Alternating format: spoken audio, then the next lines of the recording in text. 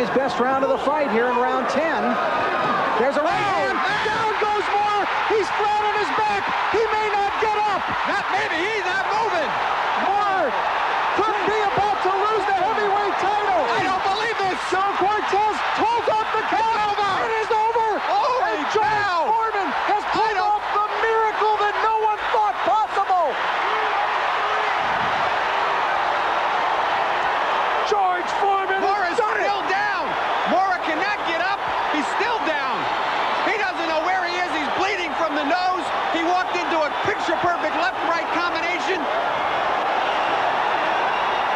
An unbelievable, a stunning finish. Listen to it, this 10th crowd. round of a heavyweight championship fight that has left this MGM Grand crowd of nearly 15,000 in total disbelief. George Foreman was picking up steam from the moment that 10th round began, Arnie, and he never let up. Angelo Dundee said to him between rounds, you got to do something, kid. You're behind on points. We talked about whether he would have the motivational problem. Mora kept moving to his right. Teddy Atlas said, move only to your right. Stay out of the way of the right hand. Foreman started landing that left hook. Landed a picture-perfect left-right. Somebody's fainted in the ring. It is one of Foreman's handlers. This is one of the most stunning, incredible finishes in heavyweight history. Goodbye, Jersey Joe. Walcott's record as the oldest heavyweight champion. He's almost 46 years of age. And George Foreman, unbelievably, miraculously, is once again the heavyweight champion of the world. Now let's take a look at the replay. Watch for the beautiful left hook, right hand combination. He walked right into the left hook, followed by the right. Teddy Atlas kept saying to him, move only to your right. George adapted by Mora only moving to his right, which now finally allowed George to start landing the left hook, which we didn't see for the first 8 rounds. Mora out cold. You asked several times during the fight if Foreman's punch deserted him. It turned out not to be the case. There's that right hand going in on Moore. Down goes Moore. And Arnie, I think we could all tell that as soon as he hit the canvas, he was done. It was over. The experts said coming into this fight that if Foreman hit Mora the way he was hit by Burt Cooper, that he would not get up. How are you doing today? Chris Byrd here with another true story. So this time, I'm a young heavyweight. Coming up, I just beat Daniel Waxham Fikes. I talked about him. That was a big win for me. I was going crazy. I'm like 6-0. My promoter, Dave Lesage, may he rest in peace, loved him to death. He said, hey, let's go up to Las Vegas and go to the fight. Like the fight, George Foreman fighting Michael Moore, heavyweight title fight. I'm like 6-0. He was like, yeah, let's go out there. I want you to see how the heavyweight champion fight. So okay, it's me, my dad, my brother, some other boxers went. We all fly out to Vegas. We see the fight. We're sitting in the nosebleeds at the very top. We couldn't afford the good tickets, so we're at the very top, and we're watching the fight. The fight with George Foreman, Michael Moore is going back and forth, but Michael Moore just slowly breaking George Foreman down easy over the course of the fight. He was left-handed, so the fight became easy. So we're up there we were watching the fight. Now we're just talking. All of our boxing friends up there, we all gathered up there talking. And then, boom, the whole arena go crazy. We all, hey, what happened?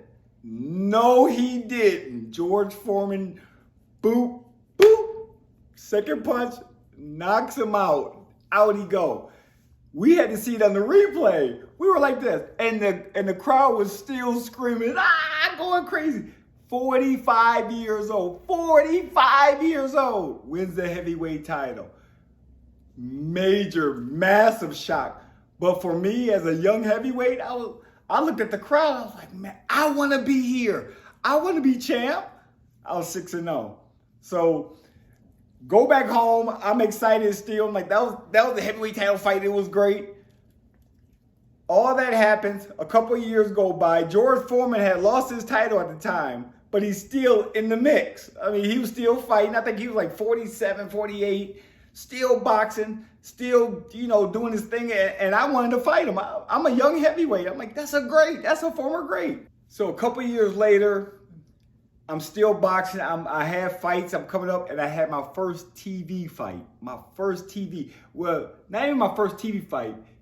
It was the fight they taped, the Wax and Fights fight, and they showed it on TV. And when that happened, my career just started going in reverse. And the reason I connected to the George Foreman to the fight is because I get a phone call from my lawyer saying, and he was kind of chuckling. He was kind of laughing, man, this is crazy. He said, you're on the list of 50 boxers HBO gave to the Foreman crew, his camp. I was so excited. All I thought about was, went back to the fight.